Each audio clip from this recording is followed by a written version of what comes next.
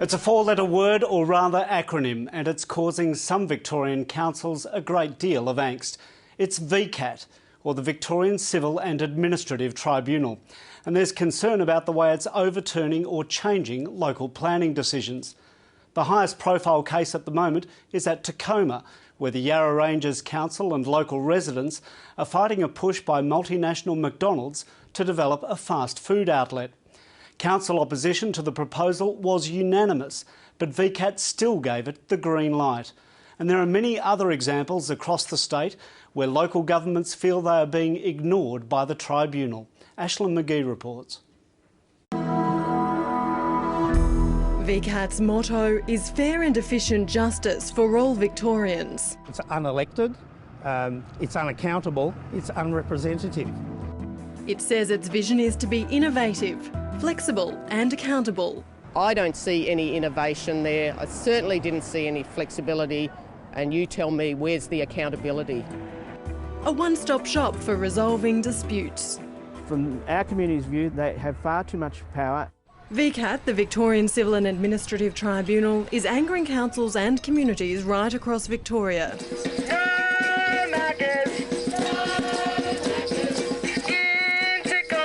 In the foothills of the Dandenongs, the tiny town of Tacoma, and its battle against the fast food giant McDonald's has put the tribunal in the spotlight. In a nutshell, council refused an application for a McDonald's store in Tacoma. McDonald's took that to VCAT. VCAT overruled council's decision. Samantha Dunn's a local councillor and the president of the Victorian Local Governance Association.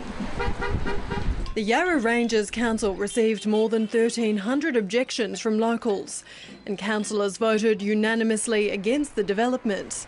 But none of that mattered to VCAT. The objections and submissions raised many concerns that we cannot consider as they relate to the use of the land, which does not require our permission.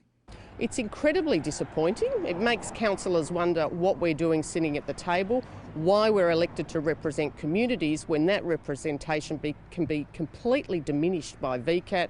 You will often find that councils will be complaining about a decision after the event. VCAT can only decide in accordance with the zones and overlays as they exist at the time.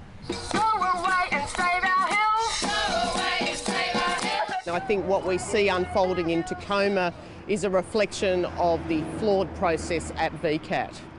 7:30 has contacted every single council in Victoria, asking how many of their decisions have been overturned by VCAT in the last 12 months. More than half responded. In regional Victoria, we found the number of rejections was low, with the exception of Bendigo, which had 18 decisions overturned or modified by VCAT. More development in metropolitan areas means more cases referred to the tribunal. In Yarra, the council's decisions were affected in 86 of the 130 cases brought before VCAT. More than half Maroondah City Council's rulings were changed, and 48 of the 110 matters involving Monash City Council. VCAT changed 39 out of 51 Banyule City Council matters. For Boroondara City Council, it was 54, and in Bayside, 48. It's very disappointing when VCAT overturns some of our decisions. The great example is the one that's behind me, and the justification that VCAT came out with for this particular result was, if not in Camberwell, then where else? He says VCAT too often plays the role of expert planner while neglecting local planning schemes. The City of Boroondara has a department full of planners, planning officers, coordinators, team leaders, manager, a director. It goes through a very extensive process of reviewing planning applications, comes to a decision as to what it's going to recommend. More often than not at VCAT, there's one tribunal member that looks at the planning application that, for example, we may have refused, and enters that role of expert planner and kind of second guesses our planning officers. 17 kilometres away, Tim Lawrence, the Mayor of Darebin, is also having issues. We get a pro-development VCAT Commissioner or a really pro-development VCAT Commissioner, which is the two choices. Here in Bundoora Park, VCAT has granted an interim approval for a new high-rise apartment block against the wishes of the council. The community is hurting from VCAT's indifference.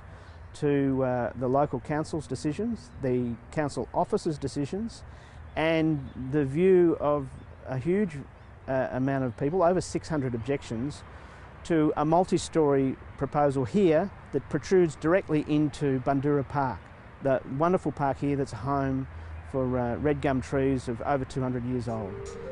He wants a new tribunal or body set up that would consider cases where the natural environment could be impacted, because he fears VCAT has a specific interest. VCAT was established by the Kennett government in 1998 to oversee civil, administrative and human rights matters. It's presided over by Supreme Court Judge Justice Greg Gard, with members drawn from planning and legal backgrounds. VCAT's role is to consider the matter afresh, and so they have to consider the Planning Environment Act, the planning scheme, relevant state and council policies that relate to planning in the area. Some of those involved in setting up VCAT have told 7:30 Victoria they're concerned the tribunal now has too much power. While they didn't want to speak on camera, they say the tribunal isn't operating as intended and that it's undermining the authority of local councils when decision-making really should be made as close to the community as possible. Despite their concerns, all the councillors we've interviewed say there's still a role for the tribunal. We'd be calling for VCAT to be reformed. Without that sort of reform and more regard for community aspiration, we're going to continue to see bad decisions. We've long been advocating for more weight to be given to local policy because that reflects the aspirations of the community. But Mr Clark thinks VCAT works and that it's the planning laws that need reforming.